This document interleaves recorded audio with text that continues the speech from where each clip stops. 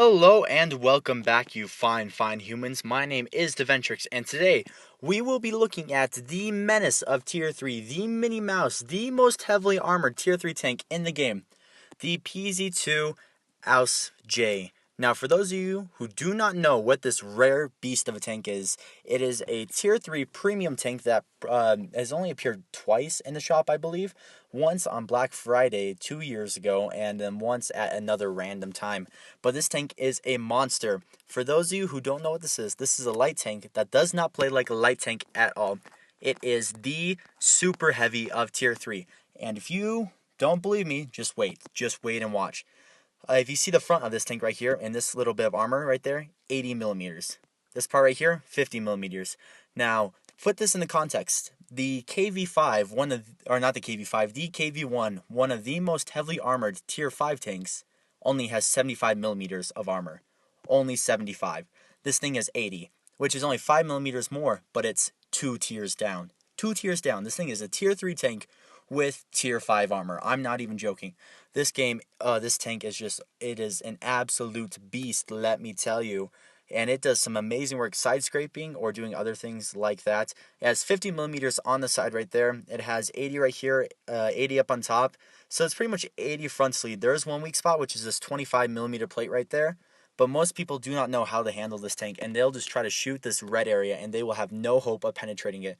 If we switch over to the armor, if we go to this penetration thing right here, right now we're shooting it with an M2 medium tank, which is one of the most popular Tier 3 tanks. It's the standard Tier 3 American tank.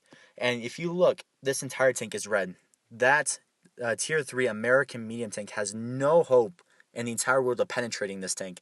Look at it. It is completely red. And if you over angle, you get these little weak spots right here. These are your ammo hatches. But if you angle it just like that, there's no hope that tank has to penetrate you. No hope at all. And then if we load Apcr into the shooter right here, just give me a second, go into Apcr, look at, it's still mostly entirely red. You angle up here, and if you can find a way to hide the side, there's no way that the M2 medium tank can penetrate you. Now, if he does get your side, of course he can penetrate you, but there is literally nothing he can do to penetrate you in the front. This tank is just absolutely insane. If we switch up to the BT7, another really popular tank, this time in the Russian tech tree, you see the tank is entirely red again. And this is a Tier 3 tank shooting at another Tier 3 tank. It has no hope in the entire world of penetrating it. Unless it gets its side completely flush on, but even if you angle it a little bit, the entire thing just goes red. And there is no other tank, I believe, tier for tier, that is as heavily armored as this tank right here. Now, I know what a lot of you may be thinking, being like, oh, this tank seems absolutely overpowered. And you would be right, except for one measly detail. Its gun. I'm going to hop over to World of Tanks soon, but this gun right here, it is a Tier 1 gun on a Tier 3 tank. It sucks. The gun itself isn't too bad. Every 6 seconds, 7 seconds, you can do about 100 damage, which isn't too bad, especially at this tier with this autoloader. But the problem is its penetration. This penetration on this gun sucks so bad. But that's literally the only downside of this tank, minus, its extremely slow mobility. But otherwise, this tank is an absolute beast. Now that we've gone through the armor, I'm going to take you to the actual app and show you some of the stats of this tank, show you what you should equipment, and then we have 2 games to show you, how amazing this tank can be. And I will see you all in game. Hello and welcome back to the game. Right here is the PZ2J in its full glory, and I believe that this is one sexy looking tank. I love just, how tanky it looks. It looks like, an actual tank, and it is one beast of a tank right here. Let's open up the stats real quick of this tank. Just give me a second. There's the upgrades right there. And it has 410 hit points, which its hit points were buffed in the latest patch, making this even a better tank, making it have even more durability. And I don't think this tank needs more durability. As you can see, 80 millimeters of front armor, 50 on the side, 50 on the rear. Turret armor, 80 in front, 50 on the side, 50 in the rear, which is absolutely insane. It's so crazy. Its weight is an extremely heavy tank for its tier, which makes it great for ramming, except that it is so slow. It does have a pretty decent top speed limit of 31, but it is so slow just because of its bad engine compared to its extremely heavyweight. But if other people ram into you, oh, this thing is great. Now, if we go down to its firepower, 9 to 15 doesn't sound like a lot, but this thing has an autoloader. This thing is an autoloader. It shoots 96.5 rounds a minute. It is absolutely insane. So crazy. The only problem with this tank is its gun, or the standard shell penetration. It does decent damage if you can penetrate the targets, but it has no penetration at all. As you can see, it has 17 to 29 millimeters of penetration. The weakest amount of armor on this tank is 25. That basically means if you come up against another PZ2J, there is no hope that you will be able to penetrate him, not unless you get the tiny little ammo rack things on the side. It doesn't have the best aim time or the best accuracy, which isn't too out of the ordinary for a autoloader at this tier. And everything else seems to be pretty decent except for the penetration. The average armor penetration is 23. That is miserable. That is so bad. Most tanks at this tier have about 40 millimeters of armor, and you have double that, but still 23 millimeters will not go through 40 millimeters of armor. And that's why you load your lovely W&8 rounds, your armor-piercing composite rigid, which have 46 millimeters of penetration, which is practically double. Actually, it is double your standard penetration. The only problem is 46 millimeters is not a lot of penetration to begin with. It basically, there's no penetration at all on this tank. But that's really its only downside. It does struggle a lot when you come up against tier 4 tanks, but it does do exceptionally well against tier 3 tanks. I think we've done enough theory crafting, so let's get into the gameplay. Alright, and welcome to the first game. It is fought on Fort Despair, and we are top tier, which is fantastic news for this tank. Something that I forgot to mention in the garage is when you play this tank, I would recommend loading half AP and half APCR, just because this thing, it has no penetration at all. And if you really need to win, you have to basically load APCR. It sucks, but if you want to win, if you want to increase your win rate, that's the way to do it. This tank actually is my highest win rate tank. 81% win rate in this tank. It is by far my best tank in the game. Which, you know, it's a little bit of a dirty seal clubber, but it works fantastic. You know, you do what you have to do. Also, with this tank, I would equip a vent to increase basically every aspect of your tank. I would also increase your enhanced gun lane drive just because of its terrible accuracy at long range. This thing really works well up close and personal, which is what you have to do. And then I also equipped a spall liner. Now, spall liner is optional, but I don't know if you see it so much in this video as the next one, but a lot of time people just get frustrated that they can't penetrate you, so they will just load HE and shoot at you. Now, HE does not do a lot of damage, but enough HE will eventually kill you. And that's why I equipped a spall liner to, you know, further negate that, especially because you can come up against a lot of derp guns at this tier. Now, what I'm doing right now is I'm trying to take out targets that can penetrate me. And that's the most important aspect about this tank, is learning which targets can and which targets can't penetrate you. I know that almost all tank destroyers can, so it's very important they take those out. This PZ2, I'm annoyed that he keeps on spotting me, so I'm going to load up the APCR and try to take him out as fast as possible. And whenever you play this tank, expect a lot of APCR, and that's really the biggest downside, is basically the impossibility of making credits. You cannot make credits in this tank. It's not a credit grinder, it is a win rate grinder, and just a fun tank to play. For your consumables, since you can't load a adrenaline, I would recommend a speed boost, just because this tank is so slow. And if you've been paying attention to the game and not to me rambling, you would notice that pretty much my entire friendly team is dead already. But we still have, you know, about half our hit points, and we still have one of probably the strongest tank at this tier.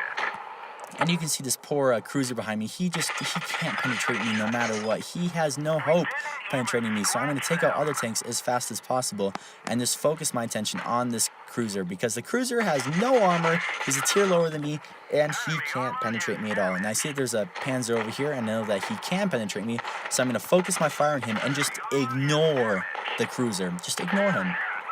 And that's something truly special about this tank, is you feel like an absolute monster. You have lots and lots of hit points. You have lots and lots and lots of armor, and you can just whittle the enemy tanks down. And we've picked up 2 kills very, very fast, and we're going to continue to angle our armor to this cruiser and just lay waste to him with our, pretty decent gun minus the penetration. Now, when I say decent gun, it does decent damage. It has no penetration at all. We're going to load up the Apcr just to ensure the kill. And now we're going to switch back over to AP to save some credits because I know that at least half our shells will go penetrate. Now I see there's a Marauder up there, and that tank is a very, very, very scary tank. And if we can pull this off, we get a Call Banovs and a Knight Heroes medal, which is fantastic. Now we see this BT7 behind us, and he has flanked us. And sadly, he is an experienced player, and he is going to be able to put shot after shot into us. And we end up dying, which is so, so, so sad. It's probably not what you guys were expecting, but just stay tuned because things get a lot better from here. The main reason why I included this replay is I did 1,200 damage, and 5 people on my team did 0 damage. 5 people did 0 damage. That is probably the lamest team I have ever seen in World of Tanks. We ourselves did fantastic. The tank performed great, but the team was just awful. But you win some, you lose some. And that's really the moral of the story with everything, especially this tank. This tank is so great under certain circumstances, but otherwise it's not very good. Now in this battle, we are bottom tier, going against some tier 4 tanks in a map traditionally played by faster tanks.